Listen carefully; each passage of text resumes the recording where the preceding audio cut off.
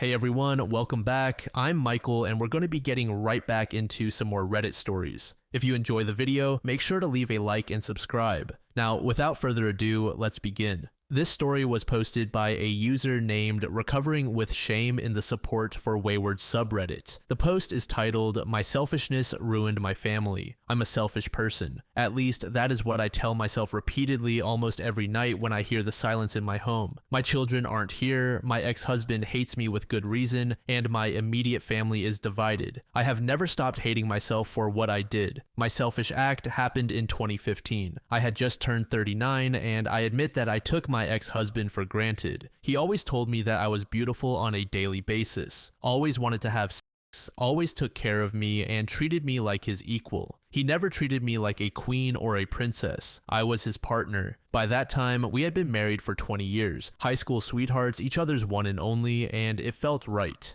My family loved him, my brother looked up to him, and my ex helped him through many tough situations. He was the one people called when they were in trouble, and he always helped them. He was a good man. Over the years, I gave him 2 headstrong boys and twin princesses. I gained weight and felt self-conscious, but he would tell me that I was beautiful. Our arguments were few and far between. We talked everything out. However, when we did argue, it was usually about sex, or the lack thereof on my part, and the things I refused to do in bed. It wasn't that I didn't want to do them, it was just that I wasn't in the mood and he understood. When I turned 39, my birthday party revealed the new me. I spent all year in the gym doing yoga and Pilates. My efforts took me from 180 pounds to 135 pounds, and for me, it was an amazing transformation. I have always been a chubby girl, so having a body that was tight and fit was a new experience. My ex-husband also went to the gym with me, but not as much. However, he went from 260 pounds to 225 pounds and was starting to shape his body. My ex-husband couldn't keep his hands off of me, but for some reason, I still wasn't in the mood. It's not like he didn't try. He took me out to dinners, danced with me, went for regular walks, and always helped around the house. I could see in his eyes how much he loved and lusted for me. After 20 years together, he still looked at me with desire. I believe any woman would desperately want that, but mentally, I just wasn't in the mood. At the time, I thought I was going through early menopause since we only had sex 2 or maybe 3 times a month. I was just a one and done kind of person, but he wanted more. No matter how hard he tried, I just wasn't into it. He mentioned couples counseling, but I refused. So now my selfishness comes into play. A new manager started working in my office a few days after my birthday. He was slightly younger and handsome. For some reason, he took an interest in me. At first, I ignored him, then it progressed from ignoring to casual conversation. Eventually, he flirted with me, and although I showed him my ring, after 2 months of constant flirting, I flirted back. This led to me telling him about my life, and soon enough, I found myself thinking about him more and more. This was an emotional affair.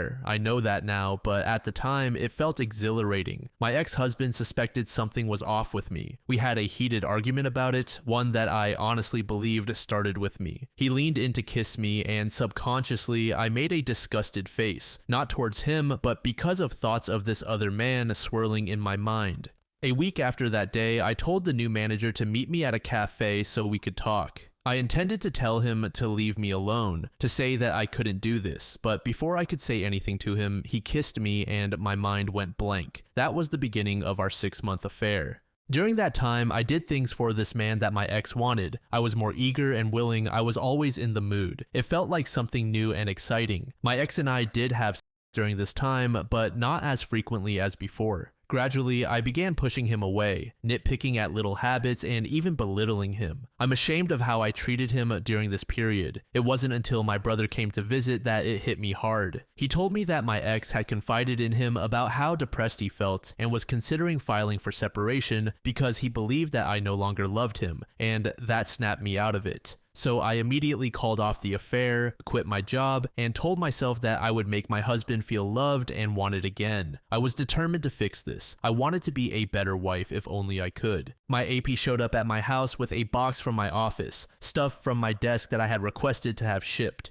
We spoke. He wanted to know what he did wrong, and I told him that I needed to fix my marriage. I told him to leave, but he wanted one last encounter. I refused, but he begged and pleaded, and like a fool, I agreed. We went to the guest room and became intimate. I don't know how long we were at it, but when he was on top of me, I felt him violently jerk back, and there was a loud bang. I sat up and saw my ex looking at me. My AP was on the floor and there was a large hole in the wall. I tried to say something to my ex, but his eyes were bloodshot, tears were flowing, and his lips were trembling. I could see he was in so much pain, and I felt disgusted with myself. I watched as my AP stood up and attempted to leave. My ex looked at him and my AP told him that if he knew what was good for him, he'd step back, so my ex attacked him. I screamed and cried, telling my ex to stop, and out of desperation, I jumped on his back, which resulted in me getting slammed to the floor. Everything got hazy for a while. Words sounded muffled, but when I came to, my ex had my AP on his side and he was on the phone. All I could do was stare at my AP's swollen face and the blood and teeth on the floor beside him.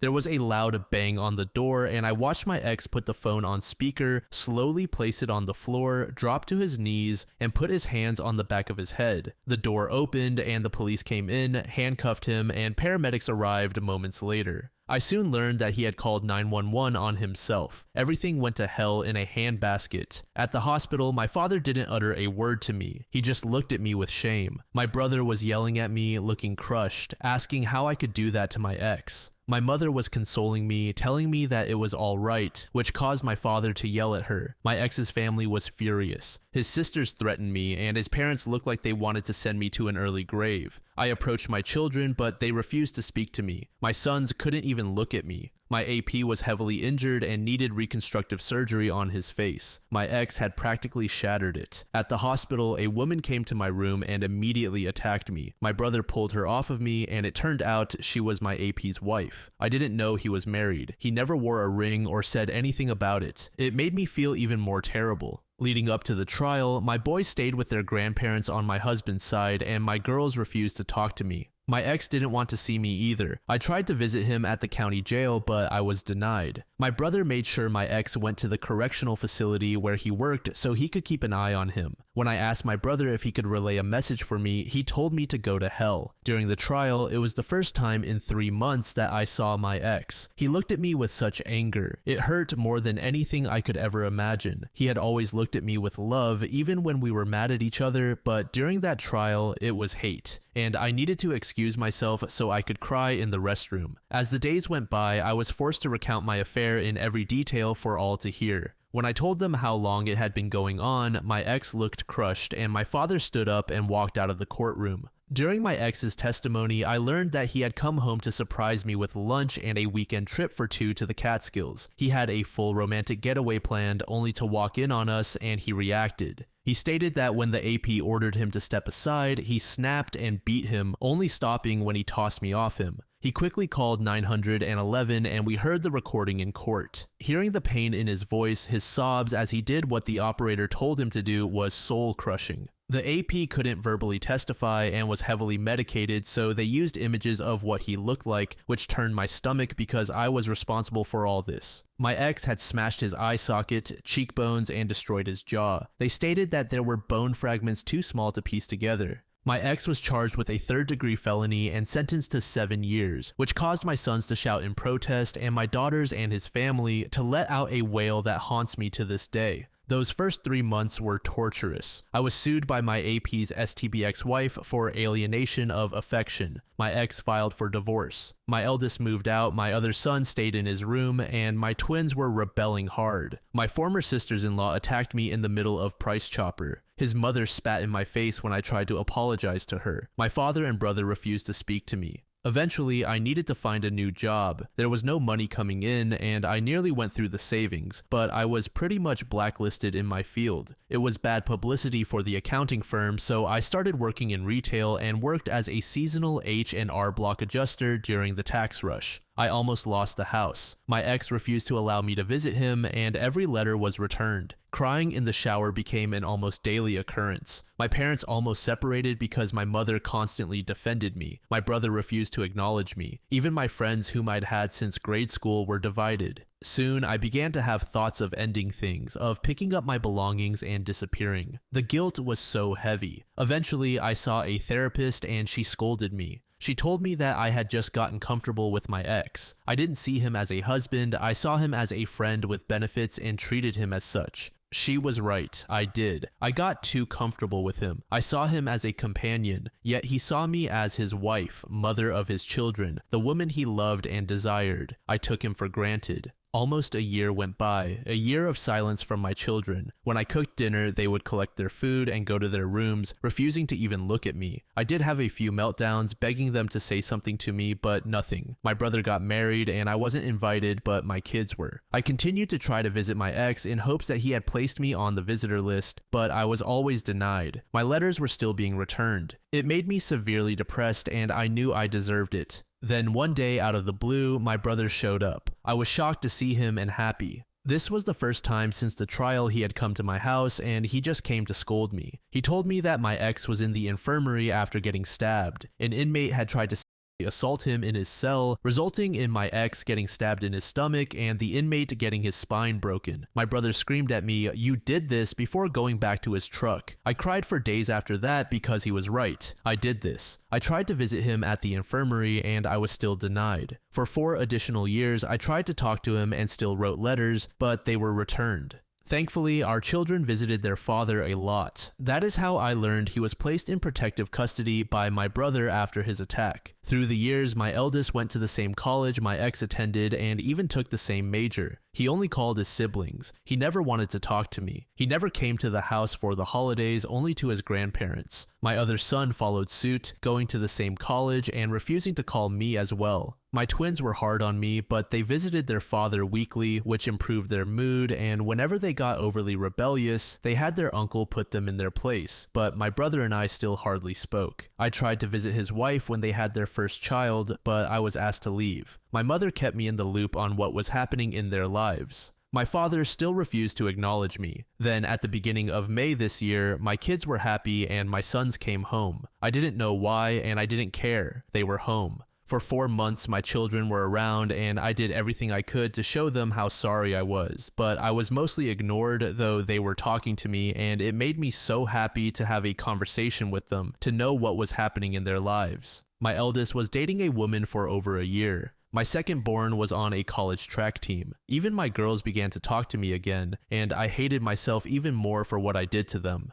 Seeing them smiling again, joking, and eating dinner together, I missed it so much. At the end of August, I was gearing up for the twins' first day of their senior year, which also falls on their 18th birthday. I expressed my excitement over their birthday party, told them what I was planning to do, and without hesitation, my girls asked me if we could do it on a different day. It confused me because I thought we were starting to get better. When I asked why, one of them said, "Because Dad is throwing us a party and I don't want you near him." That comment shocked me. I asked when their father was released and they said he got out at the end of April for good behavior. I cried because he was out and it broke me a bit more. They were around more because he was out. They were happier and cheerful because they had their father back in their lives. It wasn't because we were starting to heal. They had him back. I asked where he was staying and they told me that he was staying with my brother. I tried calling, I needed to talk to him, but he refused. I tried going over, holding all of the letters that were returned through the years, and I saw him briefly through the door crack. I shouted out his name and I was asked to leave by my brother. I handed him the letters and left. When I got to the driveway, I heard his voice. I turned around and he was walking towards me. I instantly started crying and went to hug him, but he handed me back my letters. "You forgot these," he coldly said to me, and I cried watching him walk away. I begged him, I pleaded for him to just talk to me, and he just walked back into that house. My children were staring at me by the door, and they all had no love in their eyes for me. At that moment, I realized that my children were just tolerating me. However, I still want to fix this. I want to tell him how selfish I was. I want to tell him how much I missed him. Tell him that I am so sorry for destroying what we had. So I'm trying to still push through my daily life. I learned from my mother that my AP's ex-wife was visiting my ex 2 years ago, and she's been coming around to see him. I don't care really. I just want him to somehow forgive me. I want him to talk to me. I want him to be beside me. I want him to look at me the way that he used to. I want my kids beside us. I just want my family back. Yet I know I don't deserve it. Even if by some miracle we become one again, it will never be the same. I was selfish and I wish I could take it all back. User Repulsive Day said, I would say to just stop trying. This was a hard read, something that my worst nightmares are made of. I sincerely offer this advice. Live your life and stop trying to contact your past family or those who discarded you. This will only come across as harassment on your end. Sometimes you need to respect and acknowledge that some things are too far gone. User The Mockingbird said, this was a difficult read. Please don't take this the wrong way, but given the circumstances, I'm fairly sure the only reason your kids didn't go no contact fully was because your twins were still underage and living with you. Given what happened, this is the sort of situation where people typically cut others off completely. Your kids and family essentially lost their dad. Your ex lost years of his life and was put into a hostile environment. Your letters and apologies are utterly worthless. He isn't interested in hearing you apologize, let alone seeing you feel guilty. For the sake of your mental health, let him go. Focus on moving on and improving what little relationship you have with your kids. Your dream of wanting him to talk to you, be with you, and having things return to what they were is just that, a dream. He doesn't need to forgive you, let alone hear you out. Respect his choice and leave him alone. Focus on yourself and your kids. Try to be realistic about your relationship going forward. Maybe in time it'll improve since your ex is back, but don't delude yourself into thinking it'll be what it previously was. Again, none of this was meant to be a personal slight. Your situation is one of the worst I've seen, but given the circumstances, I think it's time you accepted the situation. A deleted user said, it's over, OP, time to cut the cord. He's had 5 years to cool off and come around. It sounds like this is your new normal. It's time to accept it and move on. Good luck. This next post was made in the AITAH subreddit by a user named Fishing Under the Sun. The post is titled AITAH for not shaving my head to support my best friend. I have known my best friend Grace since we were 11 years old and I love her to bits. We've been each other's rocks throughout all our hard times, so obviously I was devastated for her when she was diagnosed with ovarian cancer a few weeks ago. Thankfully, her prognosis is optimistic, but she needs surgery and is about to begin chemo. I cried a lot when I first heard about her diagnosis, but Grace is one of those people who uses humor to cope in hard times, and she's been powering through it with her head held high. She's honestly my hero. We have a group of good mutual friends we've known since school, and yesterday they invited me to a video call without Grace. One of our friends told us about an idea she had that we should all shave our heads in support of Grace since she's going to lose her hair and make a video to put on Instagram and Facebook and the like. Everyone else looked a bit horrified when I firmly said I wouldn't be doing that. I never had long hair my entire childhood as it's very thick and my mom didn't want to deal with it, and after having short hair as a teenager I decided to grow it out. I haven't had a proper haircut since I was 17 and now it's almost long enough that I can sit on it, so I'm not keen to shave it off and start again. As someone who has lost close relatives to cancer, I also feel really uncomfortable with people who shave their heads in support, as to me it just seems like performative activism to get attention on social media. My friends all went off at me about how I'm selfish and have no empathy for Grace and what she's going through, but I don't think that you should have to put yourself through someone else's struggle in order to support them. I left the call and woke up this morning to a tidal wave of messages from other friends and family asking me why I was so nasty to my friends when they just wanted to help. I don't think it's made it through to Grace yet, and if it has, she hasn't talked to me about it. At this point, I'm questioning if I'm really being selfish and horrible because I adore Grace with all my heart, but I really don't want to lose my hair as well. User Cats for Life said NTA, but I'd speak to Grace and actually check what sort of chemotherapy she's having and whether she's expecting her hair to fall out. I'm also under the impression that posting on social media is a bit of an attention-seeking thing, and to be honest, you should tell them to talk to Grace about it before doing anything. She might not want the whole world to know. You're her best friend, and you can support her by being there, not by making a huge spectacle out of it.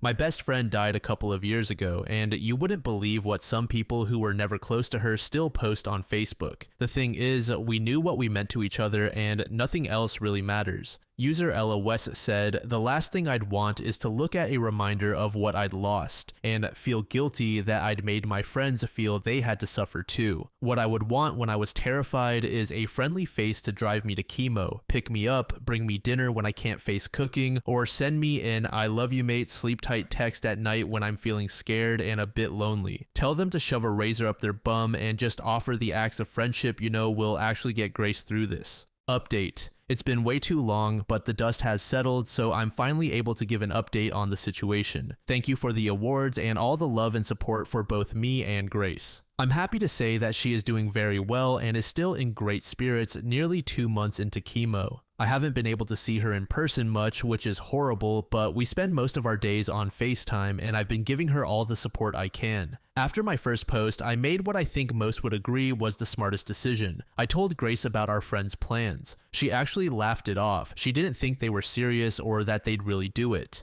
Unfortunately, I received an invitation to a Zoom call with Grace and the rest of the group not long after I made the post, and I immediately got an awful feeling. I really didn't want to go, but I went because I wanted to be there to defend either Grace or myself, depending on what went down. As soon as I arrived, I was horrified to see that 3 of our friends had already shaved their heads and another was planning to do it in front of Grace during the call. Long story short, Grace was absolutely mortified. She completely decimated them about how they never should have done this without her permission or even told her that it was going to happen. Instead of feeling supported, she now has a constant reminder of the fact that she has cancer. We both accused them of being self-centered and narcissistic people who didn't really care about her or her illness and only wanted to do it to post on social media and get attention and have people ask why they did it so they could tell them what good people and good friends they are. I was trying to stay composed because it didn't feel like my fight to lead, but Grace did not hold back and used far more colorful language. As I said in my last post, she's my absolute hero. Needless to say, neither of us is in contact with those 4 people anymore, though we are civil with the others from the initial call about the head shaving who didn't actually go through with it.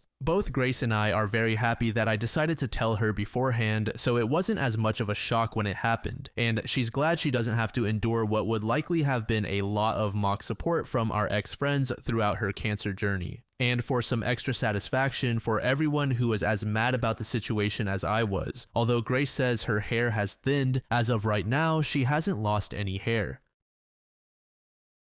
This final post was made in the relationship advice subreddit by a user named Sensitive Elastic. The post is titled, "I feel like my husband puts things off until I end up handling things myself. All to count because my husband is on Reddit. My husband and I have had a rocky relationship. It's been 3 years since we've been married and I always hoped it would get a bit easier. I feel like we've tried a lot of different things to improve our relationship, but I often find myself feeling defeated and sad because it seems like nothing will ever change. Right now, we're in the process of moving. I stayed behind to finish things up at our house and he's gone ahead to start working. We're literally starting from scratch. I sold everything, including our cars. We need a car, so I asked him to buy one and have it ready for us once I'm ready to move. He's met me with so many excuses and I'm just tired. I'm finally flying to meet him next week and there's still no car. It's been a month. He mentioned to me offhand the other day that he was planning on buying a car once I fly in. But doesn't that defeat the purpose? All I asked was that he have one ready for when I arrived. I really don't want to go car shopping the second I get off the plane. I was excited and hopeful about the move. We talked about how things were going to change and he seemed so motivated, but now I feel defeated again. I don't even feel angry anymore. What was I expecting? I'm not sure what advice I'm looking for. We get along pretty well when there aren't any big life decisions involved. He's a nice guy, I just don't trust him to take any responsibility in the relationship. I guess my questions are, has anyone been in a similar relationship?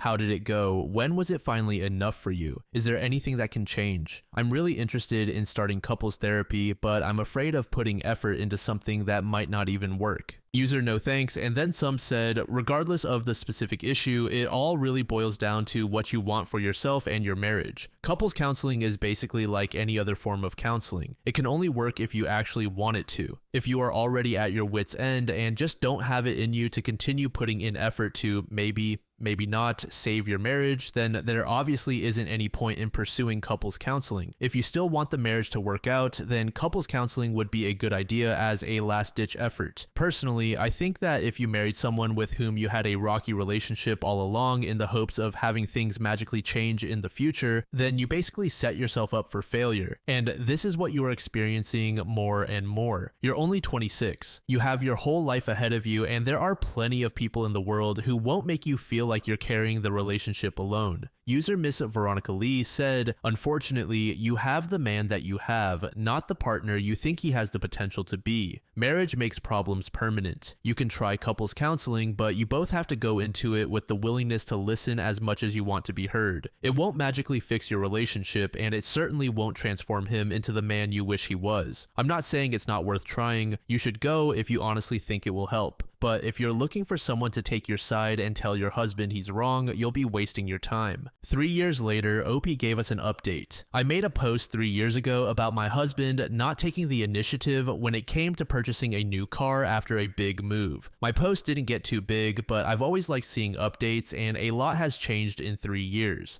So I decided to log back in and make my own. After making the post, my husband made an appointment to go look at cars. I remember feeling really good about everything in that moment. I felt a huge relief knowing that this big thing was finally getting taken care of. When his appointment came, my husband called to tell me some good news. He had seen one car, decided it was good, and told me that this was the one we would be buying. While he was still in the dealership, I asked him to tell me the details like how much the interest was and how much the car cost. I asked him if he had compared it to Kelley Blue Book to see if it was a fair deal. My husband was kind enough to ask the salesman everything, but after each question, he would add, 'I'm sorry my wife is making this so difficult.' I was pretty hurt and embarrassed by this and told him so, but he said all my questions were frustrating and were slowing down the process of the one thing I had asked him to do. In the end, he decided to wait for me to arrive so that we could sign for the car together. I ended up getting picked up from the airport and taken straight to the car dealership. We got a good interest rate on the car, but we ended up overpaying by about $7,000. I should have said no to the car and just looked myself, but I was young and embarrassed and I felt like I wasn't being supportive. Thankfully, that car ended up being our only shared piece of property in our divorce. I didn't trust him to refinance the car, so I ended up taking it. We owed so much more money on the car than what it was worth that I couldn't get it refinanced for several months. I ended up trading it in, and even though I'm still in the hole financially because of it, I am so much happier now. We did try therapy before ultimately divorcing. My ex-husband was quite the prodigy. He was cured after a week. He said that he had it all figured out and didn't see the point in continuing. He also told me that he was the only one who had ever put any effort into the relationship, and that it was 100% my fault that we were divorcing. He told me that no one would ever love him again if I left and that he might as well off himself because there's no point in going on. When that didn't work, he said that no one would ever love me again and that I was lucky he had stayed around as long as he did. Anyway, I'm happy to report that he was successfully able to move on from the trauma I put him through. He's still around, but I've kept my distance because I can't be bothered, so I'm unsure of what he's up to. I was able to find someone after some time. My boyfriend is so kind. Sometimes I feel like it's too good to be true. Then again, I get Twitter-pated when he does simple things like taking out the trash, cooking, or maintaining a full-time job, so the bar is set pretty low. Looking back, I knew that I wanted a divorce. I just wasn't ready to admit it. My ex-husband didn't love or respect me. I didn't put many details of the relationship in my first post, and I don't really feel the need to share them all now, but I know now that if someone truly loves you, they make sure you know.